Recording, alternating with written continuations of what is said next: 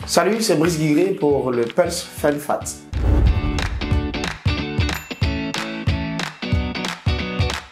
Présente-toi dans la langue de ton ethnie.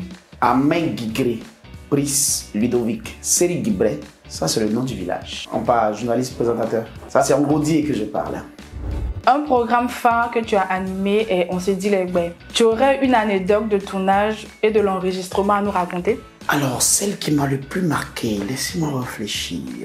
On a eu un jour un tournage sur les tatouages. Et je crois un des invités était tatoueur. Et il s'est énervé pendant l'émission.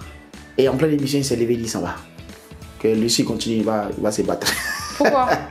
Non, parce qu'il était énervé, parce que vous savez, les débats sont chauds. C'est argument contre argument. Il y a des gens qui n'aiment pas quand on leur apporte la contradiction. Tu vois, il y a des gens qui n'aiment pas. Donc, il essaie de s'expliquer pour faire comprendre quelque chose, je pense. Et les gars qu'il avait en face tentaient de lui faire comprendre que, quelles que soient les raisons qu'il était en train de donner pour lui, les tatouages. Donc, lui, il s'est énervé. Et on a dû couper pour lui dire, écoute, non, c'est une émission, après, faut pas t'énerver, c'est cela, faut tout faire pour convaincre.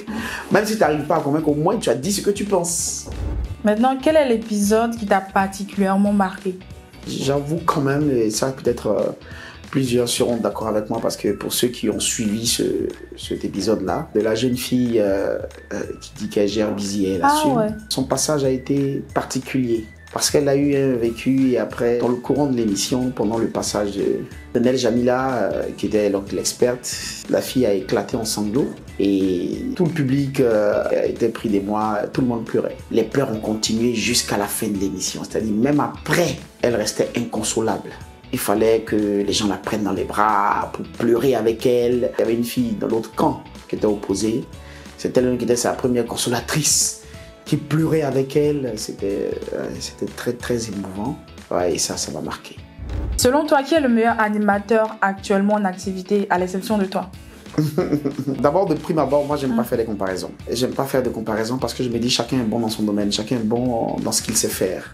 Chacun est bon dans sa particularité, dans sa spécificité. Celui que je pourrais désigner comme étant le meilleur pourrait ne pas être forcément le meilleur pour d'autres. C'est d'ailleurs pour cela que j'ai toujours été contre les comparaisons qu'on peut faire entre les animateurs. Moi par exemple et un autre, ou entre un animateur et un autre animateur. Mais j'avoue, j'ai forcément, avant même que je ne fasse ce métier, j'avais une grande admiration, et je continue d'ailleurs de vouer cette grande admiration à l'endroit de Cheikh Ivan.